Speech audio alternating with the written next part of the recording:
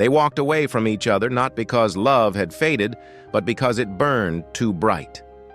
Frank Cole and Natalie Wright moved forward on separate roads, both changed, both stronger, yet both carrying an emptiness nothing else could fill. When the ghost of St. Catherine's finally resurfaced, when the man who destroyed Natalie's childhood faced justice, they had no choice but to stand together again. Not to save each other, but to answer the only question that mattered: is love about holding on or letting go, and can two broken people stay without losing themselves? This is part 3 of Frank and Natalie's story, the final chapter. If you haven't seen parts 1 and 2 yet, I recommend going back to watch them first. The links are in the description below. Trust me, this ending will mean so much more when you know everything they've been through to get here. Now, let's begin. 18 months had passed since Natalie Wright walked out of Frank Cole's penthouse, and the world had continued spinning as if nothing had changed. But everything had. Frank stood on the balcony of his Manhattan apartment, watching the first light of morning spread across the skyline. The city stretched endlessly before him, towers of glass and steel reaching toward a sky painted in shades of amber and gold. Somewhere across the river, in a small Brooklyn apartment, Natalie was probably waking up too. He did not know this for certain. He had not called her, had not tracked her movements, had not sent anyone to watch over her. That was the old Frank, the man who believed love meant control, who thought protection required possession. He had buried that man alongside his need to fix everything. The Glass Ring Foundation had grown beyond anything he had imagined. What started as a single program now supported hundreds of children aging out of the foster system, providing housing assistance, job training, and counseling services. Frank no longer ran his company as CEO. The board had pushed him out after he publicly acknowledged his orphanage past during the media scandal, and he had let them. He retained his shares, his wealth, his influence, but he no longer needed the title to know who he was. Every morning before he began his work with the foundation, Frank opened the top drawer of his desk and looked at the wooden box inside. 2 copper rings rested on velvet lining, one worn smooth by 20 years of faithful keeping, one newer and clumsier, made by hands that had forgotten how to create something without paying someone else to do it. Natalie had asked him to keep them safe until she was ready to return. He did not know when that would be. He did not know if it would ever happen. But he kept them anyway, because some promises were worth honoring even when hope grew thin. At 39 years old, Frank Cole had finally learned that patience was not the same as waiting. It was living fully while leaving space for possibility. Across the East River, Natalie woke to sunlight streaming through the window of her Brooklyn apartment. The space was small, a studio with a kitchenette, a single bed, a desk by the window where she wrote in her journal each morning. She had lived here for 18 months, now longer than she had lived anywhere since childhood. The walls held photographs she had taken herself, the Brooklyn Bridge at sunset, children playing in Prospect Park, an elderly couple holding hands on a bench. Evidence of a life she was learning to call her own. She no longer worked as a housekeeper. After completing her therapy, 2 years of excavating wounds she had buried for over 2 decades, Natalie had started volunteering at a crisis center for survivors of abuse. 3 days a week, she sat with women and men who carried stories similar to hers, listening without judgment, offering presence without pity. She had discovered something unexpected in that work. Her pain, which she had always considered her greatest shame, had become her greatest gift. She understood things that others could not. She recognized the look in someone's eyes when they were about to disappear into themselves. She knew how to sit in silence with another person's darkness without trying to fix it. For the first time in 37 years, Natalie Wright felt like she belonged somewhere. Not because anyone needed her, but because she had finally learned to need herself. She still thought about Frank. Not constantly, not with the desperate ache of those first months, but steadily like a river that runs beneath the surface of everything. She wondered if he was happy. She wondered if he had moved on. She wondered if the copper rings still sat in that wooden box, or if he had put them away somewhere she would never find them. She was not ready to go back. She did not know if she ever would be, but she had stopped running, and that felt like progress. The letter arrived on a Tuesday morning in late October.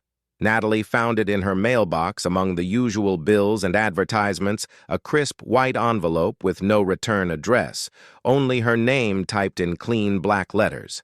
She carried it upstairs, set it on her kitchen table, and stared at it for a long time before opening it. The letterhead bore the name of a law firm she did not recognize. The contents made her hands tremble. A federal investigation had been launched into historical abuse cases at orphanages across the eastern seaboard. St. Catherine's in Baltimore was among the institutions under scrutiny. Investigators had identified a former staff member named Thomas Garrett as a primary suspect in multiple cases spanning nearly 15 years. They had testimony from several survivors. They were building a case, and they wanted to know if Natalie Wright would be willing to add her voice to the others. She read the letter 3 times. Each time the name Thomas Garrett struck her like a physical blow. 21 years had passed since that storage room. 21 years since she had learned what it meant to be powerless, to be used, to be discarded. She had spent 2 decades burying that memory so deep, she sometimes convinced herself it had happened to someone else. And now here it was, summoned back into the light by a letter from strangers who wanted her to speak. Natalie set the letter down and walked to the window. Brooklyn spread out before her, ordinary and unchanged. People walked their dogs. Cars honked at intersections. A mother pushed a stroller down the sidewalk. The world continued as if nothing had happened. But for Natalie, everything had just shifted. 3 days later, she learned that she was not the only one who had received a letter. The Glass Ring Foundation had been contacted by the same legal team. They needed organizational support resources, and most importantly, they needed Frank Cole. As a former resident of St. Catherine's and a prominent advocate for orphan welfare, his involvement would lend credibility to the case. His foundation could provide legal assistance to survivors who could not afford representation. His voice could help ensure that Thomas Garrett faced justice. Frank agreed immediately. He had not known about the abuse during his years at St. Catherine's. He had aged out before Garrett arrived, but he understood what the institution had been capable of hiding.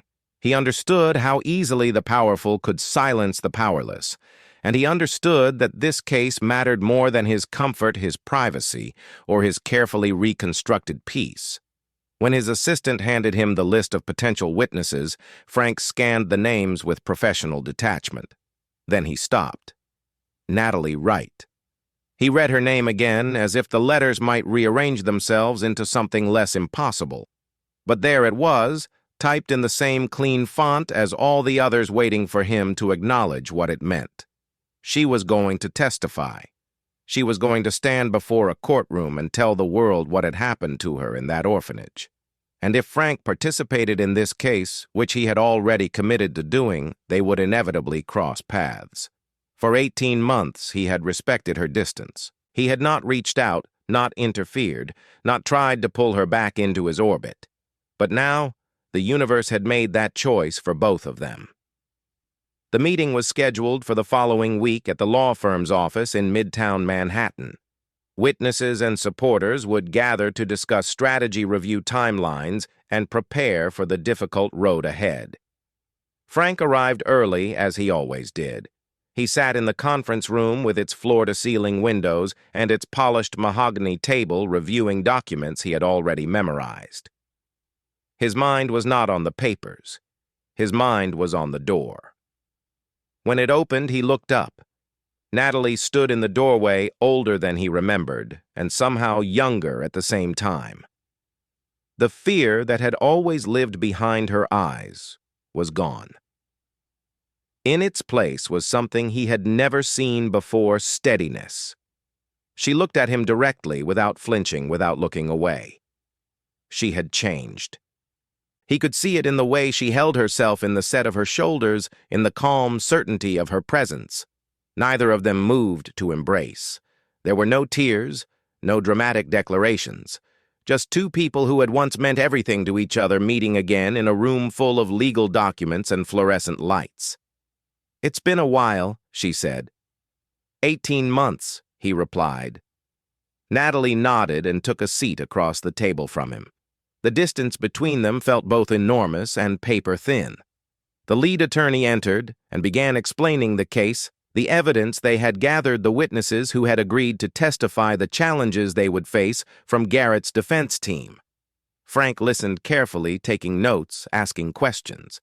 But part of his attention remained fixed on Natalie, watching her absorb information about the man who had destroyed something precious inside her so many years ago. When the attorney mentioned that witnesses would likely face aggressive cross-examination, that their personal lives would be scrutinized, that anything could be used to discredit their testimony, Frank spoke up. "The Foundation can provide protective resources," he offered. "Legal support, security, whatever the witnesses need." Natalie's voice cut through before anyone else could respond. "I don't need protection."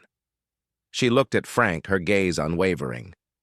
"If I testify with my real name and my real face. I've spent enough of my life hiding." The room fell silent. Frank held her gaze and saw something he recognized, the same determination he had once seen in a 16-year-old girl who refused to let the world break her no matter how hard it tried.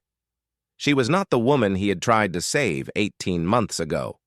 She was someone new, someone who did not need saving. For the first time since she had walked out of his life, Frank Cole smiled. "Then we do this together," he said. "Not as protector and protected, just as two people who survived the same place." Natalie studied him for a long moment. Then she nodded. "Together." The weeks that followed the meeting at the law firm became a slow unraveling of everything Natalie had spent 2 decades trying to forget. She sat in her Brooklyn apartment each night, writing and rewriting her testimony. The legal team needed details, specific dates, locations, descriptions of what had happened in the storage room at St. Catherine's when she was 15 years old.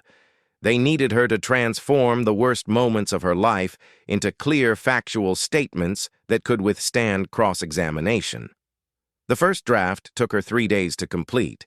She wrote it in fragments, stopping every few paragraphs when the memories became too heavy to carry. She wrote about the way Thomas Garrett had smiled at her in the hallways, how he had singled her out for special attention, how she had mistaken his interest for kindness, because no one else at St. Catherine's had ever been kind to her. She wrote about the storage room, the smell of cleaning supplies and dust, the cold concrete floor beneath her back. She wrote about the months of silence that followed, the shame that wrapped around her like a second skin, the baby that lived for only a few hours before slipping away. When she finished, she read the document from beginning to end. It was all there, every detail she had buried, every truth she had refused to speak. Seeing it written down made it real in a way it had never been before. This was not a nightmare she could wake from. This was her history, and soon the whole world would know it. Frank received a copy of Natalie's testimony through the legal team's secure document system. They needed him to review it, they explained, because his involvement with the Foundation meant he would likely face questions about his relationship with the witnesses. He should be prepared for anything the defense might use against them. He read her words alone in his office, the door closed, the city silent beyond his windows. Each sentence struck him like a stone dropped into still water, sending ripples through everything he thought he understood about the woman he loved. He had known something terrible had happened to her at St. Catherine's. She had told him about the baby, about the loss, about the years of buried grief. But he had never known the full story. He had never understood the depth of what she had survived. When he finished reading, Frank did not cry. He did not rage. He simply sat in the darkness of his office, feeling the weight of 21 years of silence pressing down on his chest. He understood now why she had always chosen to disappear. When your very existence had been violated, invisibility felt like the only safe place left. But she was not disappearing now. She was stepping into the light, and he would stand beside her when she did. The media discovered the connection between Frank Cole and the St. Catherine's case within days. Reporters who had covered the scandal 18 months earlier saw an opportunity for a sequel. Headlines appeared across news sites and social media platforms linking the billionaire philanthropist to the abuse investigation, questioning his motives, speculating about his relationship with one of the key witnesses. The board of the Glass Ring Foundation held an emergency meeting. Frank sat at one end of the table while a dozen faces stared at him with varying degrees of concern and calculation. Margaret Reynolds, the board chair, spoke first. "Your involvement is becoming a liability. The foundation's credibility depends on objectivity.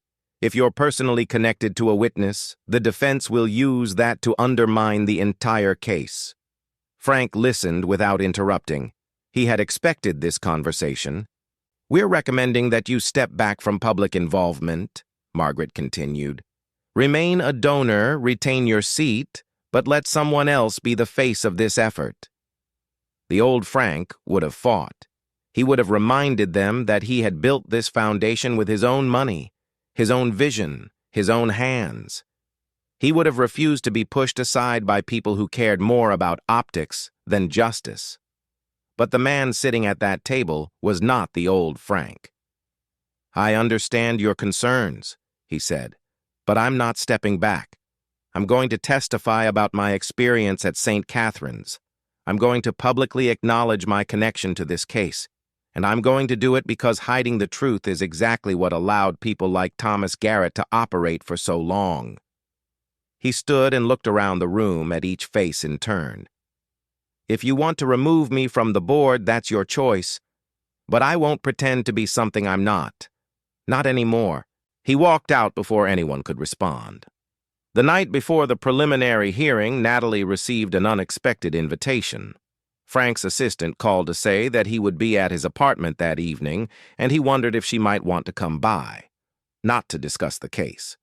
Just to talk. She almost said no. For 18 months, she had carefully maintained the distance between them, protecting the independence she had worked so hard to build. But something in his voice, or perhaps something in her own heart, made her accept. Frank's apartment was different from the penthouse she remembered. He had moved to a smaller place in a quieter neighborhood, trading marble floors and panoramic views for hardwood and windows that looked out onto a tree-lined street. The space felt lived in, comfortable, unpretentious. He met her at the door and led her to the balcony where two chairs sat facing the evening sky. Plants lined the railing, some she recognized from the penthouse, others clearly new. He had been learning to care for them himself, she realized. The man who once hired people to do everything was now watering his own flowers. They sat in silence for a long time, watching the stars appear one by one through the city's haze of light. Finally, Natalie spoke. "Do you know why I left 18 months ago?" Frank nodded slowly. "I think so, but I'd rather hear it from you." She kept her eyes on the sky as she gathered her thoughts. "I left because I realized I was using you to hide from myself. I loved you, I still love you, but I was also running. As long as I was with you, I didn't have to face what was broken inside me. You were so good at taking care of things, so good at making problems disappear. I let myself become one of your projects." Frank absorbed her words without defense. "I was doing the same thing," he admitted. "I thought if I could save you, I could make up for all the years I abandoned you. For all the years I pretended St. Catherine's never existed. I wasn't loving you, I was trying to redeem myself through you." Natalie finally turned to look at him. In the dim light, his face looked older than she remembered, but also softer. The sharp edges that had defined him for so long had worn away. "So where does that leave us now?" she asked. "I don't need you to save me anymore. You don't need me to absolve you?" "What's left?" Frank considered the question carefully before answering. "Maybe what's left is choice. For the first time, we can choose each other without needing something in return. No rescue, no redemption. Just two people who want to be together." The word hung in the air between them, want. Such a simple word, but it carried the weight of everything they had never been able to say. Natalie looked out at the city lights, then back at Frank. "I don't know if I'm ready for that. I don't know if I'll ever be ready." Frank reached across the space between their chairs and rested his hand palm up on the armrest, an offering, not a demand. "Then we figure it out as we go. No promises we can't keep. No expectations we can't meet. Just one day at a time." Natalie looked at his open hand. She did not take it. But she did not pull away either. The hearing began on a cold November morning.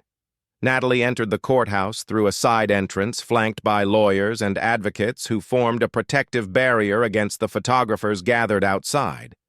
She wore a simple dark dress and no jewelry. Her hands were steady. Her breath was even. Thomas Garrett sat at the defense table flanked by attorneys in expensive suits. He was 56 years old now, his hair graying at the temples, his face showing the wear of years spent hiding what he had done.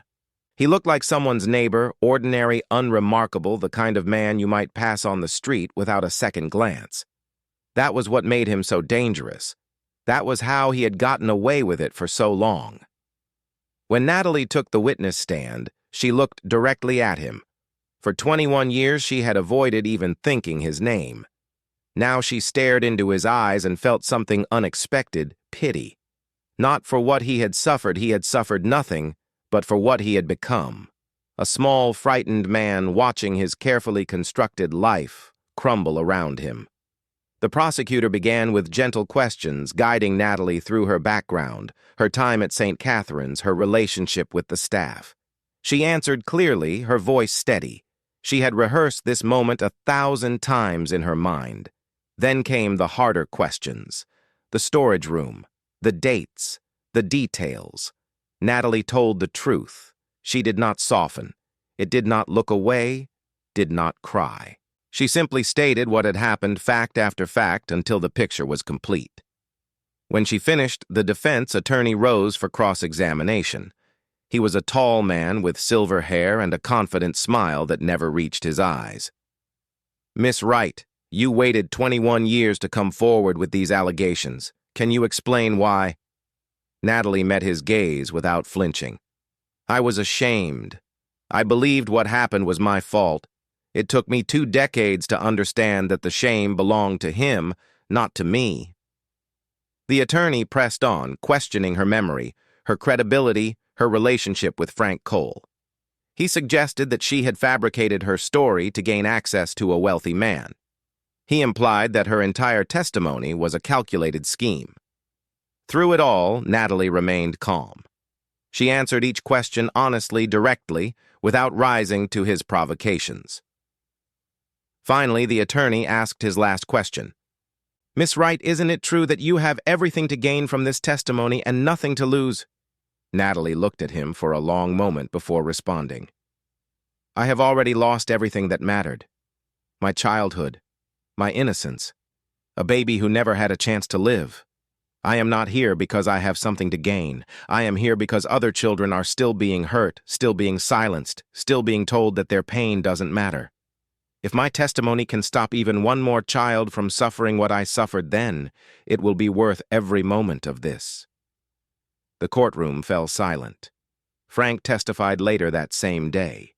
He spoke about St. Catherine's, about the culture of silence that allowed abuse to flourish, about his own complicity in burying the past. He acknowledged his relationship with Natalie publicly and without apology. He accepted that his involvement might complicate the case, but he refused to pretend that he was anything other than what he was, a survivor who had spent too long running from the truth. When the preliminary hearing concluded, the judge ruled that sufficient evidence existed to proceed to trial. Thomas Garrett would face justice. But for Natalie and Frank, the legal victory was only the beginning. The media coverage intensified in the weeks following the hearing. Natalie's story spread across newspapers and television programs, her face appearing on screens she never watched, her words repeated by voices she never heard.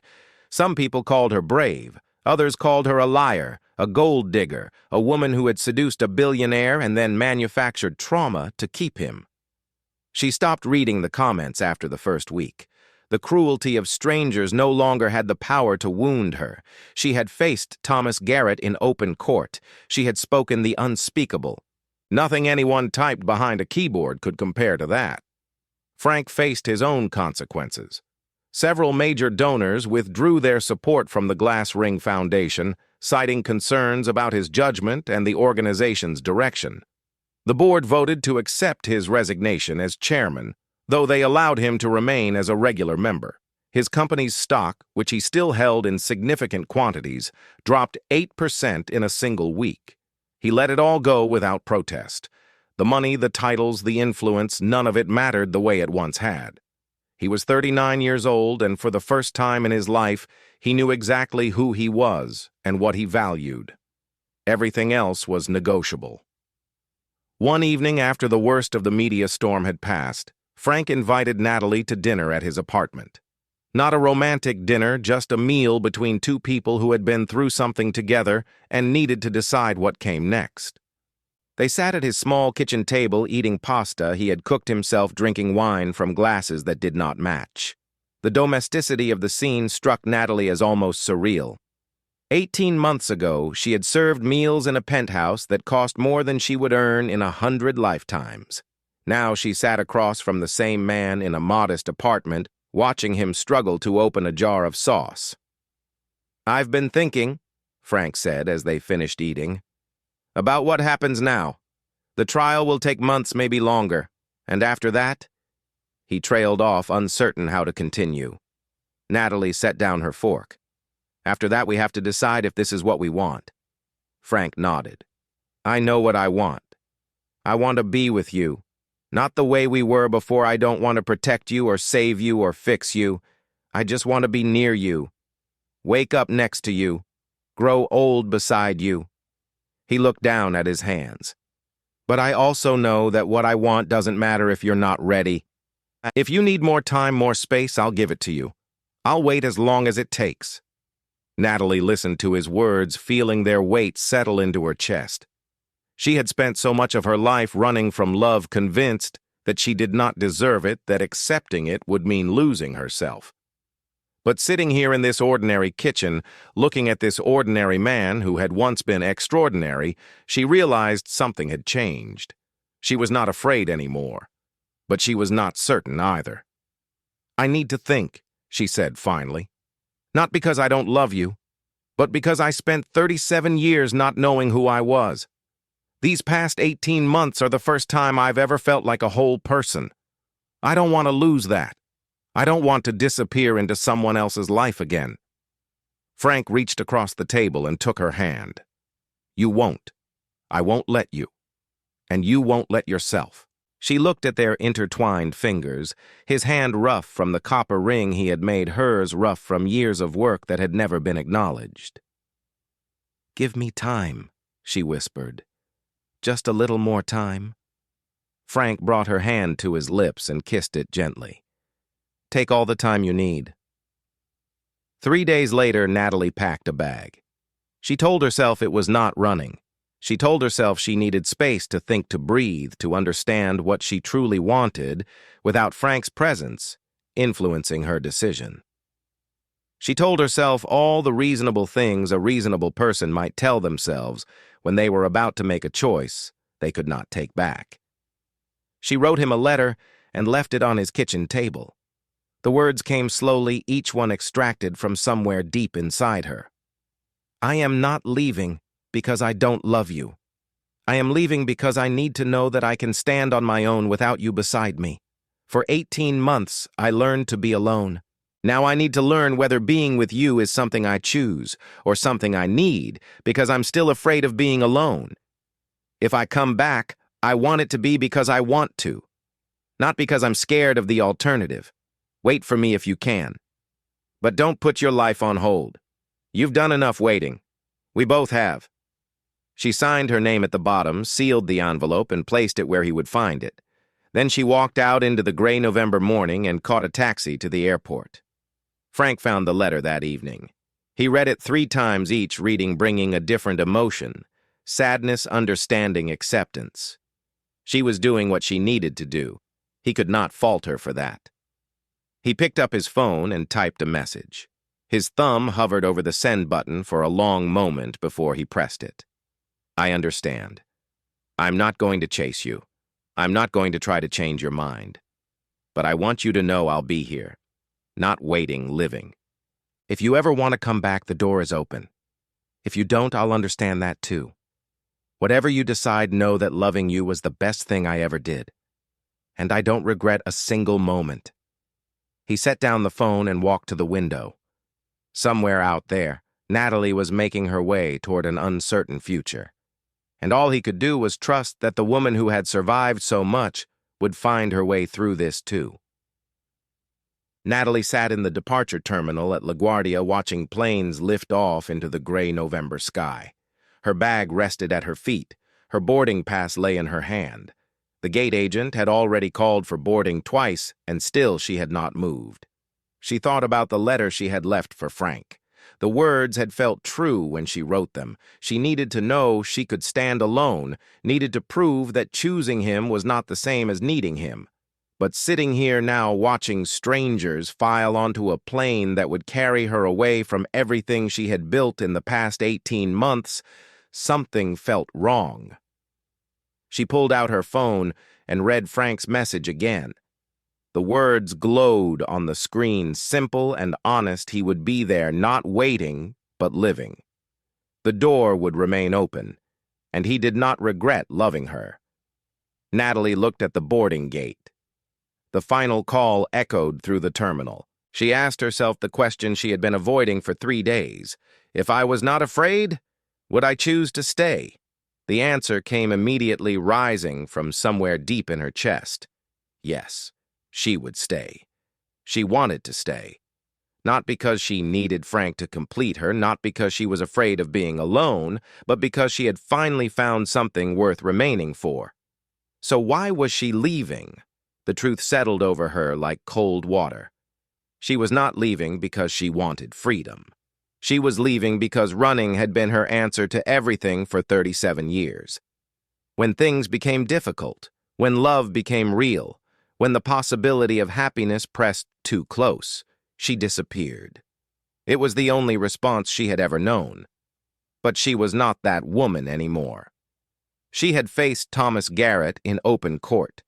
She had spoken the unspeakable to a room full of strangers. She had learned to look at herself without flinching. Why was she still running from the one person who had never asked her to be anything other than what she was? The gate agent announced the final boarding call. Passengers hurried past her, dragging luggage, clutching coffee cups, rushing toward destinations that mattered to them. Natalie stood up. She did not pick up her bag. She did not walk toward the gate. Instead, she turned and walked the other way through the terminal, past the security checkpoint, out into the November air. The cold hit her face like a wake-up call, sharp and clarifying. For the first time in her life, she was choosing what she wanted instead of what she feared. The taxi ride back to Manhattan took 45 minutes. Natalie spent every moment staring out the window, watching the city scroll past, rehearsing and then abandoning a dozen different versions of what she would say when she arrived. In the end, she decided to say nothing she had not already felt. No prepared speeches. No careful explanations. Just the truth, whatever shape it took when it finally emerged. Frank's apartment building was quiet when she arrived. She climbed the stairs to his floor, her heart pounding in a rhythm that felt both familiar and new. When she reached his door, she raised her hand and knocked. Footsteps approached from inside. The door opened. Frank stood in the doorway wearing a faded sweater and jeans, his hair slightly disheveled. He looked at her for a long moment, and then a small smile crossed his face. "You didn't get on the plane." Natalie shook her head. "No, I didn't." He stepped aside to let her in. The apartment was warm, filled with the soft glow of evening light. Plants lined the windowsills, green and thriving. The space smelled like coffee and something cooking on the stove. They stood in the living room, facing each other across a distance that felt both enormous and paper-thin. Natalie spoke first. I don't know what I can promise you. I don't know if I can love you the way you deserve to be loved. I don't know what the future looks like or whether I'll wake up tomorrow wanting to run again." She took a breath. "But I know that I want to try. I want to stay. Not because you need me or because I need you, but because I choose this. I choose you." Frank listened without interrupting. When she finished, he took a step closer. "I don't know what's going to happen either," he said quietly. "I've lived alone long enough to know I can keep doing it. I don't need someone else to make my life complete." He reached out and took her hand. "But I don't want to be alone anymore. I want you here, not to fill some emptiness inside me, but because life with you is better than life without you." Natalie looked down at their joined hands. His fingers were rough, calloused from the copper rings he had made with his own hands. Hers were rough, too marked by years of work that had never been seen or valued. Two hands that had survived different storms, but carried the same scars. "So we try?" she said. Frank nodded. "We try." He released her hand and walked to his bedroom. When he returned, he carried the small wooden box she remembered from 18 months ago. He set it on the table between them and opened the lid. Two copper rings rested on velvet lining. One was worn smooth by time, its surface polished by 20 years of faithful keeping. The other was newer, its craftsmanship imperfect but honest. Frank did not kneel. He did not propose in any traditional sense. He simply looked at her and said, "You told me you would come back for these when you were strong enough. Do you want to take them now?" Natalie looked at the rings for a long moment. Then she reached into the box and lifted the older one, the ring Frank had made when they were children, the ring that had survived everything they had survived. She slipped it onto her finger. It fit perfectly, as if it had been waiting for her all along. "This one is mine," she said. Then she picked up the second ring, the one Frank had made, as a grown man, clumsy and imperfect, and placed it in his palm. "That one is yours, to remind you that you've changed too." Frank closed his fingers around the ring and looked at her with something she had never seen in his eyes before: peace. 6 months later, on a quiet morning in May, sunlight streamed through the windows of Frank's apartment. Natalie stood in the kitchen pouring coffee into two mismatched mugs.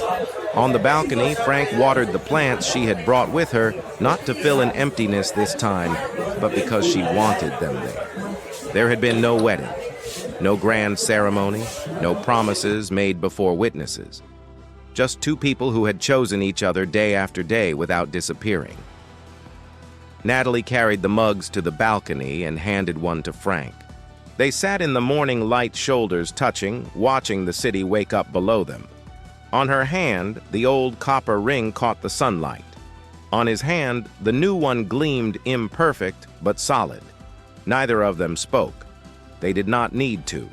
Some promises are not kept on time, but they are still fulfilled when two people are brave enough to stay and wise enough to love without losing themselves. And that is where their story ends, not with a fairy tale wedding, not with dramatic declarations, but with a quiet morning and 2 cups of coffee. Sometimes that is what a real happy ending looks like, not the moment everyone applauds, but the ordinary days when two people simply choose to stay. Thank you for being here through all 3 parts of Frank and Natalie's journey. Thank you for listening, for caring, for staying with them until the very end. If this story touched something in you, I would love to hear your thoughts. Have you ever had to walk away from someone to find yourself? Have you ever chosen to stay when everything inside you wanted to run? Share your story in the comments. You might be surprised how many people understand exactly what you have been through. And if you want to hear more stories like this one, stories about love, loss, healing, and the courage it takes to be truly known, hit that subscribe button and turn on notifications. I will be back soon with something new. Until then, take care of yourself. And remember, some promises take time. The best ones are worth waiting for.